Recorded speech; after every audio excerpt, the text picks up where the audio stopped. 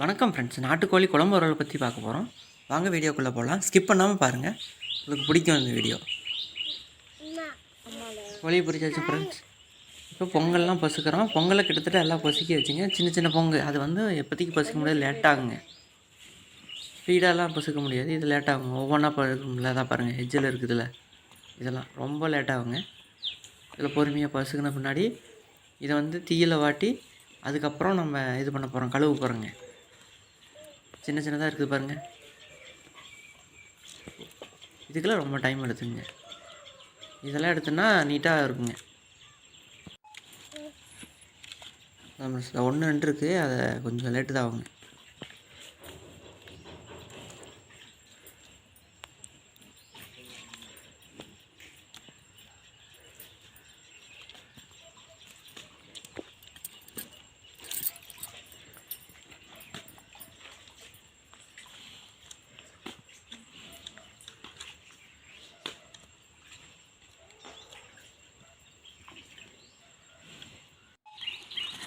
அதான் இப்போ வந்து தீயில் வளர்த்த போகிறோம்.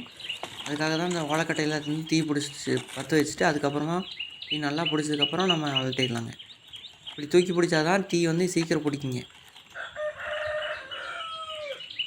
நல்லா தீ பிடிச்சது அப்புறம் தான் வளர்த்துறதுக்கு நல்லா ஈஸியாக இருக்குங்க. ஸ்பீடாக வளர்த்திடலாம். போய் நம்ம கோழி எடுத்துடலாம். கோழி எடுத்து தான் நல்லா இந்த தீயில் நல்லா தெரிய போய் நல்லா பிடிச்சோம்னா நீட்டாக அது வளர்த்திடும். வளர்த்ததுக்கப்புறம் அந்த சின்ன சின்ன பொங்கு நம்ம கண்ணு தெரியாதெல்லாம் வந்து தீ சுட்டோம்னா இன்னமும் நல்லா வந்துடுங்க. அப்போ வந்து ஈஸியாக பிடுங்கிடலாங்க. அதுக்காக தான் தீயில் வளர்த்துறது. நல்லா வளர்த்தணும், சுற்றி சுற்றி எல்லா பக்கமும் நம்ம காட்டணும். அப்போ தான் நல்லா அந்த பொங்கலாக வரும், ஈஸியாக இருக்குங்க நம்ம பிடுங்கிறதுக்கு.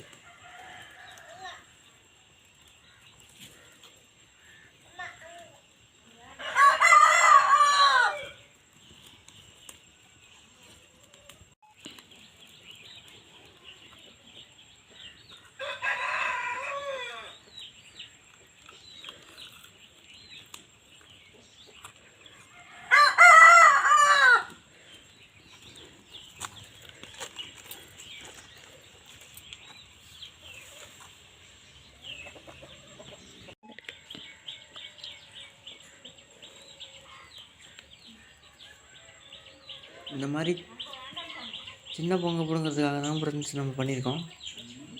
ரொம்ப சின்னதாக இருக்குங்க. பார்த்தீங்களா, இதெல்லாம் பிடுங்கிறதுக்காக தான் நம்ம வந்து தீயிலேயே வளர்த்துறோம். இதை பிடுங்கினா அதுக்கப்புறம் நம்ம க்ளீன் பண்ணிக்கலாங்க.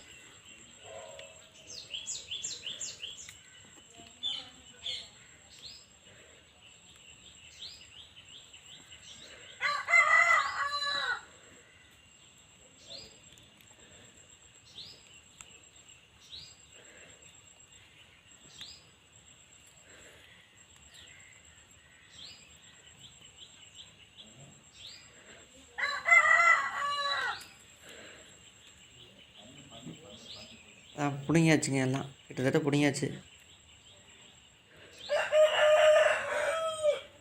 சின்ன சின்ன பொங்கலாக இருக்குங்க, ஆனால் பிடுங்கிட்டு தான் இருக்கணும். அது கொஞ்சம் லேட்டாகும், அவ்வளோதான். இது நம்ம வீட்டில் செய்கிறதுனால லேட்டாகுங்க. கடையில் 1க்கு 2 செஞ்சுருக்காங்க. இப்போ வந்து இந்த கோழி சுத்தம் பண்ணுறதுக்காக க்ளீன் பண்ணுறோங்க. தண்ணி ஊற்றி மஞ்சள் ஊற்றி அது ஃபுல்லாக நனைச்சி கோழி சுத்தமாக துடைச்சிட்றோம். துடைச்சதுக்கப்புறம் அது தண்ணி ஊற்றிக்கலாம்னா எல்லா பங்கும் போயிடும். நல்லா போட்டு தேய்ச்சி கழுவணுங்களா. இங்கே வந்து ஒரு சில இது இருக்கிறதும் பொங்குலாம் இருக்கிறது வந்து போயிருங்க. நல்லா தேய்ச்சி இது பண்ணுங்க, மஞ்சள் போட்டு தேய்ச்சனால. அப்புறம் கிருமினேஷன் இது நம்ம எந்த கறி செஞ்சாலும் மஞ்சள் போட்டு பண்ணுவோங்க.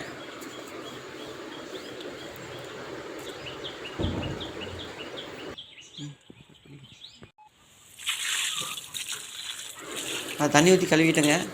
மஞ்சள் போட்டதெல்லாம் தண்ணி ஊற்றி கழுவியாச்சு. இப்போ வந்து நம்ம வந்து இதை க்ளீன் பண்ண போகிறோம். நல்லா தண்ணி ஊற்றி கழுவியாச்சுங்க. இப்போ க்ளீன் பண்ண போகிறோம். 2 டைம் போட்டேன், அதனால தான் உங்களுக்கு இந்த மாதிரி காட்டுறேன். சுத்தமாக வந்துடுச்சுங்க. எந்த ஒரு இதுவும் இருக்காது. நீட்டாக க்ளீன் பண்ணியாச்சு. இப்போ நம்ம இனிமேல் கறி அரியிறது தான் வேலை.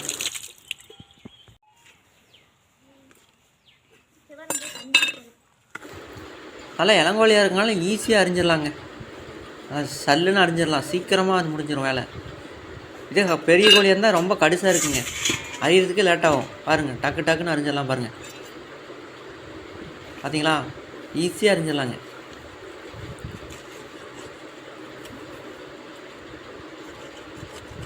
அவ்வளோ டக்கு டக்குன்னு அரிஞ்சிடலாங்க. இதே பெரிய நாட்டுக்கோழினா அவ்வளோ சீக்கிரம் அறிய முடியாதுங்க. ரொம்ப கஷ்டமாக இருக்கும், ஹார்டாக இருக்கும். பார்த்தீங்களா எவ்வளோ ஈஸியாக வருதுண்ணே.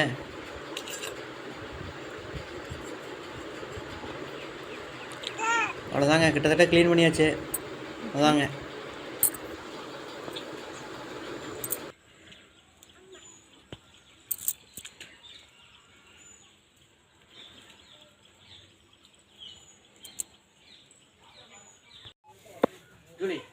ஜூலி தயவு செஞ்சு கொஞ்சம் வந்துக்க. கறி பீஸ் போடுறதுக்கு வாழையில போட்டு அதை தண்ணி ஊற்றி கழுவுறோங்க. இப்போ அது தண்ணி ஊற்றி கழுவுனதுக்கப்புறம் கட்டை வச்சு, அதுக்கப்புறம் அதை கட்டையை வச்சு தான் நம்ம வெட்ட போகிறோங்க. கட்டை வச்சு வெட்ட போகிறோம். பார்த்தீங்களா எவ்வளோ பீஸ் வருது, சூப்பராக வருதா.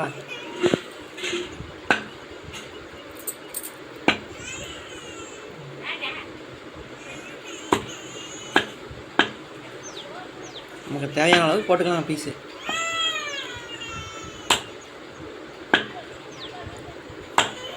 வாங்க,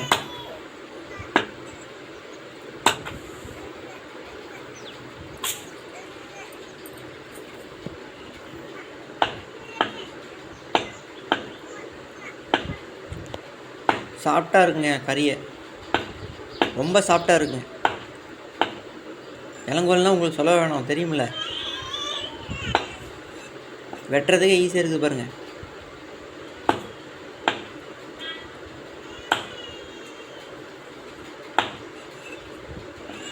ஈஸியாக சீக்கிரம் வந்துடுங்க. ரொம்ப நேரம் டைம்லாம் எடுத்துக்காது, சீக்கிரம் முடிஞ்சிருங்க.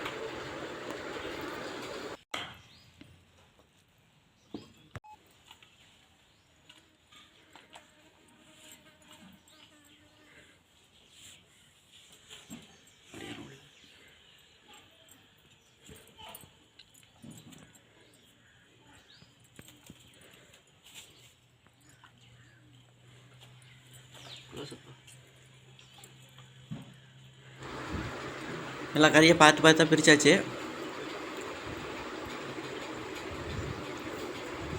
வாங்க ஃப்ரெண்ட்ஸ், எல்லாம் க்ளீன் பண்ணி பார்த்து பார்த்தா பிரித்தாச்சு. அதான் உங்களுக்கு காட்டுறேன். இது கழுத்து பகுதி.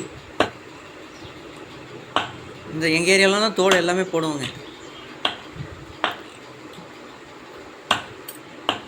எனக்கு தோல்லாம் நாட்டுக்கோழி தோல்லாம் நல்லா இருக்குங்க, சூப்பராக இருக்கும், அதுக்காகவே போடுவாங்க.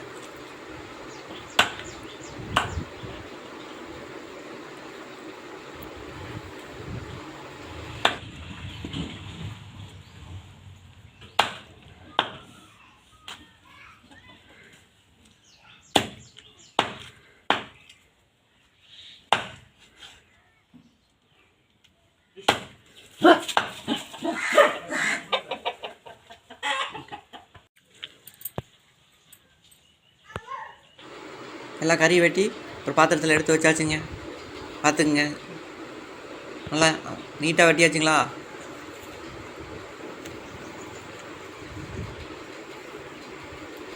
இதான் சீனி பழம் மரங்க, எங்கள் ஊரில் அதிகமாக இருக்கும். அது இனிமேல் சீசனு அவ்வளோ. அந்த மழைக்காலத்தில் வந்து அது பழுக்குங்க. அம்மா வந்து மிளகா சாந்துக்காக வெங்காயமும் மிளகாவும் பொடியும் போட்டு வறுத்துட்ருக்காங்க. சிக்கன் மசாலா ஆட் பண்ணுறாங்க. போட்டு எல்லாம் நல்லா மிக்ஸ் பண்ணிடணுங்க.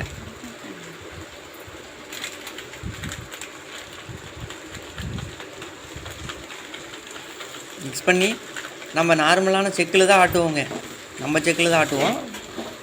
இது எதுவும் மிக்ஸி எதுவும் யூஸ் பண்ணுறதே கிடையாதுங்க.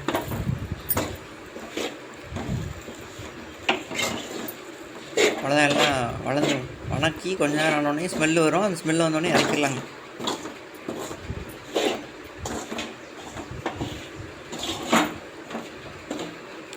அவ்வளோதாங்க, கிட்டத்தட்ட எல்லாம் வணங்கிடுச்சு.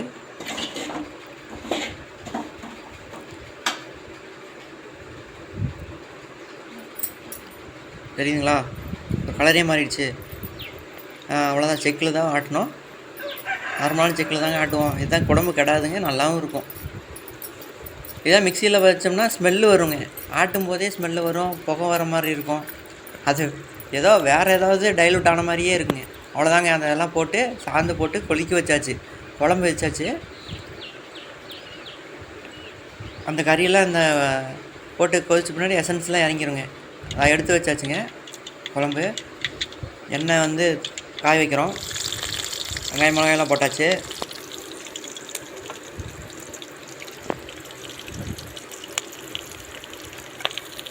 போட்டாச்சு. கொஞ்சம் வதங்க வரலாம் வெயிட் பண்ணுங்க.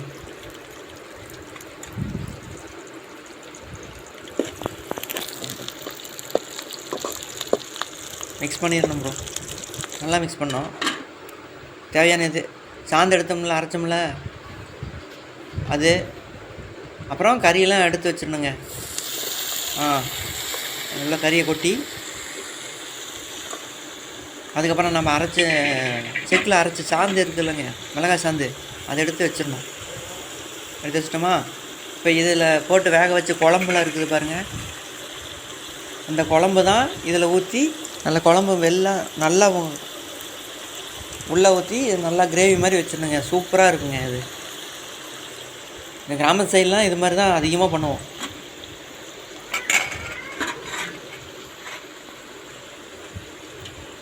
இதான் குழம்பு. அந்த கறியெல்லாம் கொதிக்க வச்ச குழம்புங்க. இது ஃபுல்லாக ஊற்றணுங்க. இதெல்லாம் ஃபுல்லாக ஊற்றி மிக்ஸ் பண்ணிடணும் நல்லா. அப்படியே மிளகாய் பொடி போட்டு வைக்கலாம், அது அவ்வளோ டேஸ்ட்டாக இருக்காதுங்க. இது வந்து சூப்பராக இருக்கும். பார்த்தீங்களா? ஃபுல்லாக மிக்ஸ் பண்ணுங்க. அதோட இதே மாறிடும், கலரே மாறிடும். அவ்வளோதாங்க ப்ரோ, மிக்ஸ் ஆகிடுச்சு. நமக்கு தேவையான நாட்டுக்கோழி குழம்பு கறி ரெடி ஆகிடுச்சுங்க. நீங்களும் ட்ரை பண்ணி பாருங்கள்.